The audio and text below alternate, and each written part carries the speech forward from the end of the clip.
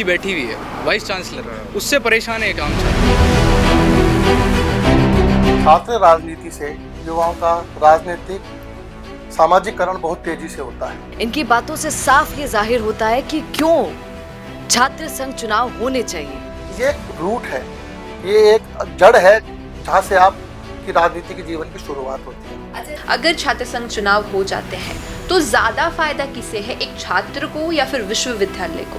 Seniors और अध्यापक भी, मैं कहूँगा अध्यापक भी इसमें छात्र के साथ रैगिंग करने में शामिल हो सकते हैं। छात्र संघ चुनाव पिछले 3 सालों से रुके हुए हैं। इसको लेकर कई तमाम छात्र नेता, कई छात्र जनप्रतिनिधि और कई तमाम छात्र इतने परेशान हो चुके हैं। विश्वविद्यालय की जो प्रतिक्रिया चल रही है इस वक्त, छात्रों को इतनी परेशानियों का सामना करना पड़ रहा है, उनकी इतनी कंप्लेंट्स है कि वाइस चांसलर उनकी बात नहीं सुनती है, ज्ञापन नहीं लेती है और कई तमाम परेशानियों का सामना इस वक्त छात्रों को करना पड़ रहा है।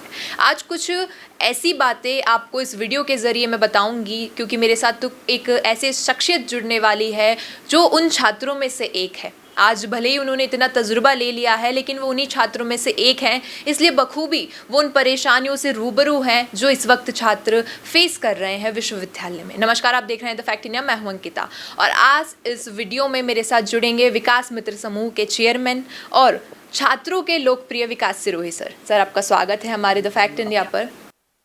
सबको नमस्कार जी सर, छात्र संघ चुनाव के बहाल को लेकर इस वक्त छात्र बहुत परेशान हैं और कई तमाम वीडियोस हमने भी जारी किए, कई और न्यूज़ चैनल्स पे, मीडिया हाउसेस में ये दिख रहा है। और जब हम छात्र नेताओं से रूबरू होते हैं तो कई परेशानियां उनकी हम सुनते हैं, लेकिन सबसे पहला सवाल मेरा आपसे यही है कि छात्र संघ चुनाव क्यों ज़रूरी है?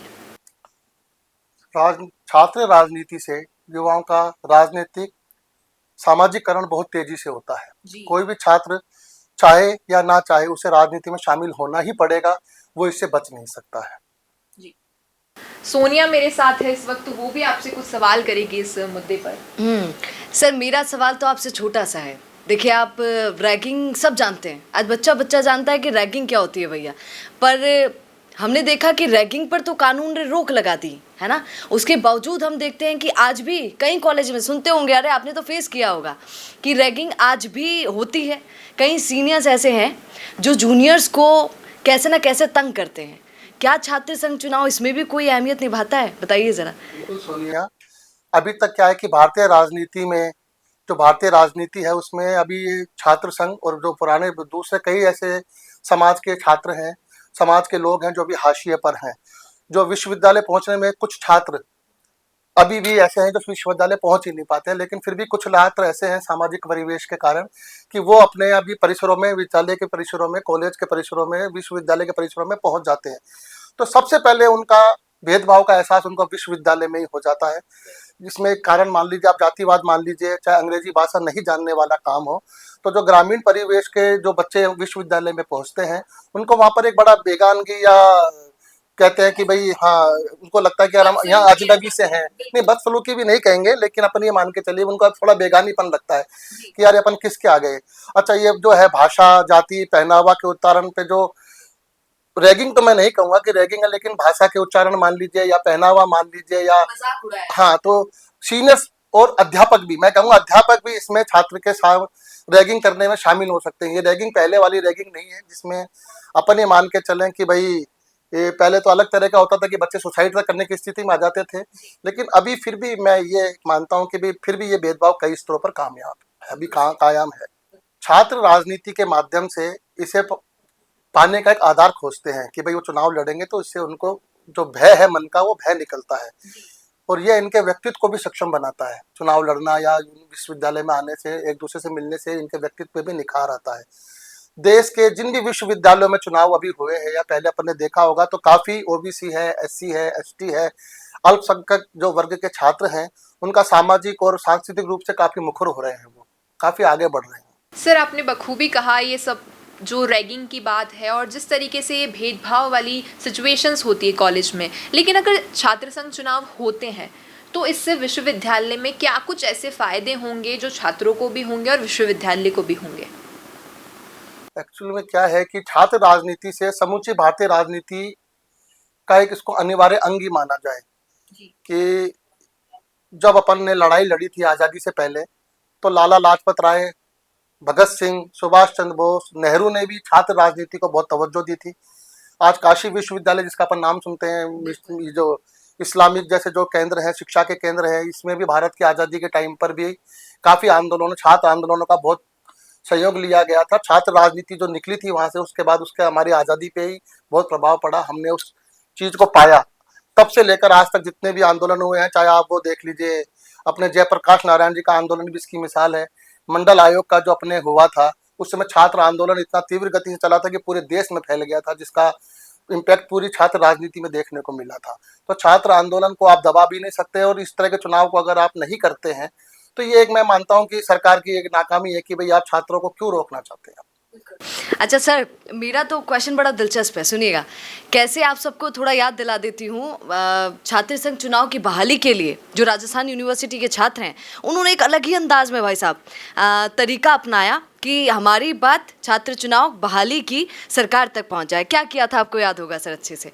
उन्होंने सारे लोकप्रिय नेताओं की जो जो छात्र संघ चुनाव से चुन चुन कर गए थे, उन सब की फोटोज, पोस्टर्स लगा दिए थे, है ना, और उन सबको एक दे दिया था, एक शीट जिस पे लिखा हुआ था कि छात्र संघ चुनाव की बहाली हो। सर मेरा आपसे सवाल है, कौन कौन से ऐसे लोकप्रिय राजनेता हैं आज जो छात्र संघ चुनाव से निकले हैं? आप देखिए, अशोक गहलोत सबसे पहला नाम है ना, अपने राजपाल सिंह शेखावत, अपने प्रताप सिंह खाचरियावास, और सबसे ज्यादा फेमस हमारे हनुमान बेनीवाल जी, है ना, ये सब राजेंद्र राठौड़ जी, मतलब बहुत नाम आपको इतने मिलेंगे। तो छात्र राजनीति से निकले हैं, छात्र संघ अध्यक्ष रहे हैं, कोई महासचिव रहे हैं, और जैसे मुकेश बाखर हैं, चाहे वो राजनीति अध्यक्ष नहीं रहे हो लेकिन आज उनकी प्रमुख जो स्थिति है वो आप देख सकते हैं। तो ये एक रूट है, ये एक जड़ है जहाँ से आप की राजनीति की जीवन की शुरुआत होती है। अच्छा सर, एक छोटा सा सवाल और मेरा आपसे है। सर एक बात बताइए, आपने अभी राजेंद्र राठौड़ का नाम लिया और गजेंद्र सिंह शेखावत का भी। अभी हमने देखा और दर्शकों ने भी देखा होगा, उन्होंने बोला बकायदा आके मीडिया के सामने, राजेंद्र राठौड़ ने भी और गजेंद्र सिंह शेखावत ने भी, कि नहीं भैया होना चाहिए चुनाव, तो होने चाहिए। खुद सरकार बोल रही है सर कि चुनाव होने चाहिए। देखिए, जो राजनेता छात्र राजनीति से निकले हैं वो उसकी कीमत के बारे में जानते हैं। उनको ये पता है कि साहब एक समय हम भी कभी जब पढ़ते थे तो उस समय जब उन्होंने चुनाव लड़ा तो उस चुनाव लड़ने से उनको बहुत कुछ सीखा। ऐसा नहीं है कि उन्होंने खाली चुनाव में फार्म भर दिया और वो जीत के आ गए। उस समय उन्होंने जो संघर्ष किया, लोगों को जोड़ने की कोशिश करी, छात्रों से वोट मांगे, जुड़े, उसकी अच्छाई बुराइयों को समझा, जाना, और वो इस लेवल पे पहुंचे कि आज वो राजस्थान की राजनीति में महत्वपूर्ण भूमिका अदा कर रहे हैं। तो इतना आसान नहीं होता। छात्र आज की तारीख में, हम भी जब यूनिवर्सिटी में, कॉलेज में पढ़ते थे तो जब चुनाव होता था तो हमारा भी 24 घंटे यही रहता था ख्याल किया कौन जीतेगा, कौन हारेगा, हम किसको वोट दें। तो आदमी और बच्चे जुड़ने की कोशिश करते थे। राजस्थान के अंदर आप किसी को ज्यादा नौकरी नहीं दे सकते हैं कि भाई ऐसा तो नहीं कि अगर सरकारें करी साहब हम सबको नौकरी दे देंगे, सबको नौकरी थोड़ी मिलेगी। 2% 5% लोगों को मिलती है। कुछ लोग राजनीति में जाएंगे, को अपना व्यापार करेंगे। तो जब यूनिवर्सिटी और कॉलेज संगठन जब राजनीति का एक प्रकार से जड़ है तो आप उस जड़ को क्यों काटना चाहते हैं? ऊपर अगर कोई जड़ ही नहीं होगी तो पेड़ कैसे खड़ा रहेगा? जी सर, आपने अभी हमें बताया कि चुनाव क्यों ज़रूरी है, रैगिंग के बारे में और किसका इसमें फ़ायदा होता है, और आपने कई तमाम नेताओं का भी जिक्र किया जो छात्र राजनीति से निकलकर राजस्थान की राजनीति में आए हैं। लेकिन सबसे मुख्य एक प्रश्न जो मन में आता है वो ये है कि अगर छात्र संघ चुनाव हो जाते हैं तो ज़्यादा फ़ायदा किसे है, एक छात्र को या फिर विश्वविद्यालय को? दोनों को फायदा है जी। जो लड़का चुनाव लड़ रहा है उसको कितना पापड़ बेलने पड़ते एक एक वोट के लिए, इसका सब अंदाजा नहीं है। आपने तो अभी तो देखा होगा जब लड़के लड़कियां वोट देने जाते हैं तो उनके चरणों में बिछ बिछ जाते हैं। और ऐसा नहीं उसी दिन, महीना भर पहले से तैयारी होती है लड़कों की। और जो स्टूडेंट हैं जो ग्रामीण क्षेत्रों से आए हैं, जिनको पता नहीं है, जैसे आज मान लो फीस वृद्धि का काम है या लाइब्रेरी में बुक्स का काम है, या किसी छात्र को कोई समस्या है, किसी प्रकार की जैसी भी समस्या है, तो वो छात्र नेता के पास जा सकता है। और छात्र नेता अगर अच्छा है तो उसको ये भी पता रहेगा कि यार इस लड़के के अंदर ये मदद हम कर सकते हैं। तो दोनों तरफ से फायदा है। आज की तारीख में बहुत सारे लड़के ऐसे हैं जो किसी से बात ही नहीं कर सकते, लेकिन चुनाव के मौके पे जब उनसे लोग मिलते हैं, छात्र नेता मिलते हैं और नेता मिलते हैं, तो उनको पता लगता है कि यार ये मेरी मदद कर सकता है, वो अपनी समस्या बता सकते हैं। और हम भी ऐसे थे, मान लो कोई चीज हमसे नहीं हो रही थी उस जमाने में तो हम हमारे बड़े नेता को बोलते थे। उस समय तो प्रताप सिंह खाचरियावास हमारे साथ थे, अपने जो ये है नावा के महेंद्र चौधरी थे, सौमेंद्र शर्मा थे, परमेंद्र थे, ये लोग हमारे समय में प्रेसिडेंट बने थे। तो लड़के इनके बारे में जाते थे, अपना काम बताते थे। उस समय ऐसा नहीं है, कुलपति जरूरी थोड़ी कि विश्वविद्यालय में पढ़ाने वाले सारे अध्यापक या सारे वीसी सब अच्छे ही हों। कोई कोई हो सकता है कि भाई बच्चों के साथ अन्याय कर रहे हो। जी, आपने बखूबी कहा कि जो आपने अपने वीसी वाली बात करी, मैंने कई छात्र नेताओं से मुलाकात की, उनका सबसे जो बड़ा मुद्दा है वो यही है, जो हमारी वाइस चांसलर है सुनती ही नहीं है, ज्ञापन नहीं लेती है, और किसी बात के लिए अगर हम जाते हैं सभी लोग एक साथ होकर कि आप हमारी बात तो सुनिए, तो अपने पीए को बाहर भेज देती है। और अभी हाल ही की ये बात है कि रात करीबन 8 बजे तक वो अपने ऑफिस में लॉक रही और उसके बाद पुलिस कर्मी आए गए और उन्हें एक पूरी सिक्योरिटी के साथ ले जाया गया। इस तरीके की बदसलूकी अभी छात्रों के साथ की जा रही है वहाँ तो अब इसको आप सही मानते हैं? नहीं, बिल्कुल सही नहीं। आज एक बीज होता है, बीज, वो बीज ही पेड़ बनेगा। तो ये बीज है राजनीति के। आप इनके साथ अगर दुर्व्यवहार करेंगे, इनको सही समय पे अगर किसी बीज को खाद पानी नहीं दिया जाएगा, उसकी केयर नहीं करी जाएगी, तो वो वट वृक्ष कैसे बनेंगे। आज जो ये नए स्टूडेंट हैं, जो छात्र राजनीति में आना चाहते हैं, आज वो चाहते हैं कि चुनाव हो। सरकार को क्या तकलीफ है मुझे पता है। सरकार खुद चुनाव नहीं लड़ रही, सरकार बिना चुनाव के बन गई क्या? आज निर्विरोध बन गए क्या? सारे खड़े हो गए, साहब इनको मुख्यमंत्री बना दो, इनको मंत्री बना दो, ये हार गए जीत गए, फिर ये लड़ाई भी खत्म करो।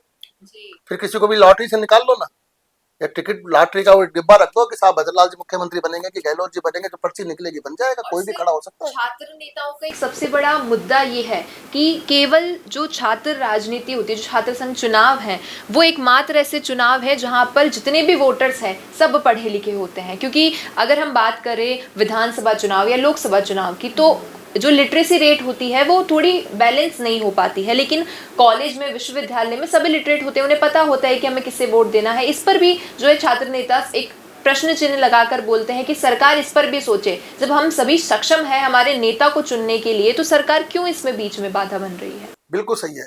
लोग कहते हैं कि साहब छात्र संघ चुनाव नहीं होने चाहिए, और ये छात्र संघ जो है मजदूरों की, किसानों को इनके अंदर नहीं पढ़ना चाहिए, छात्रों को राजनीति में नहीं पढ़ना चाहिए।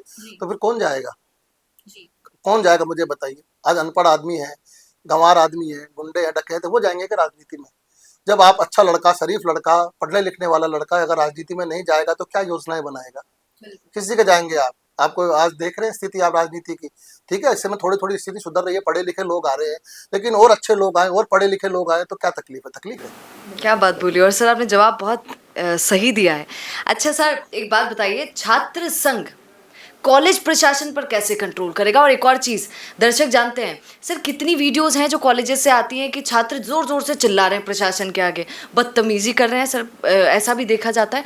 तो लोग कमेंट्स कर देते हैं कि कितने गंदे छात्र हैं, प्रशासन से क्या ऐसे बोलते हैं, क्योंकि उन लोगों को नहीं पता होता है कि प्रशासन उनके साथ क्या कर रहा है। तो आप क्या कहेंगे कि छात्र संघ कॉलेज जो प्रशासन है उस पर कंट्रोल कैसे करता होगा?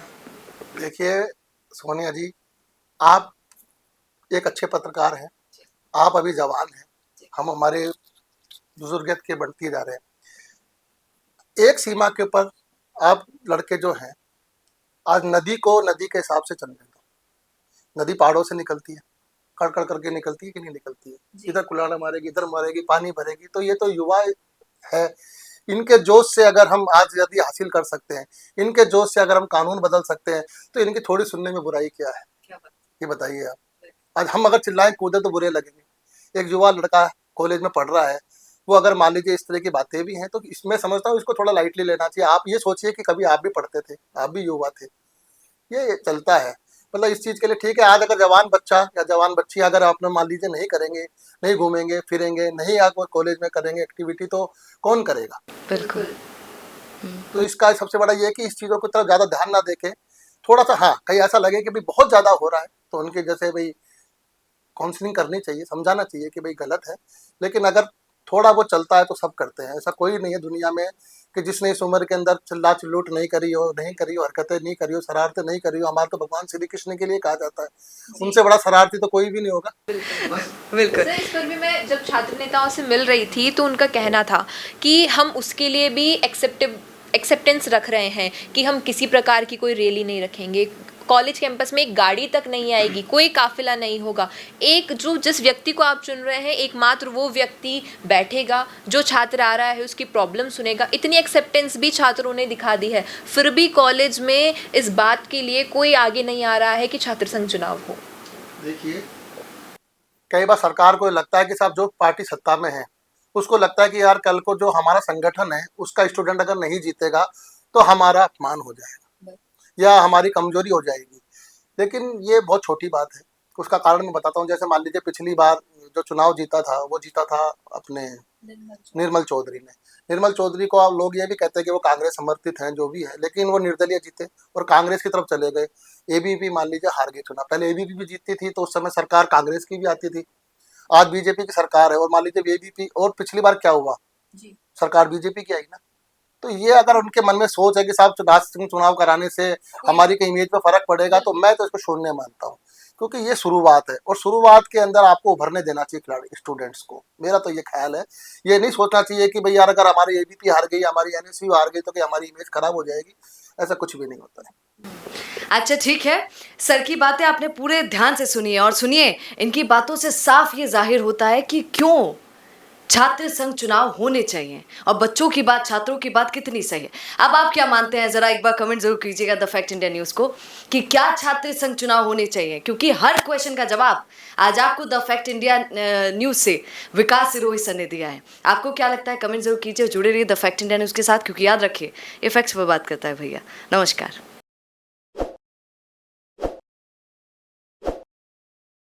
ताज़ा खबरों के लिए विजिट करें द फैक्ट इंडिया की वेबसाइट और डाउनलोड करें द फैक्ट इंडिया ऐप।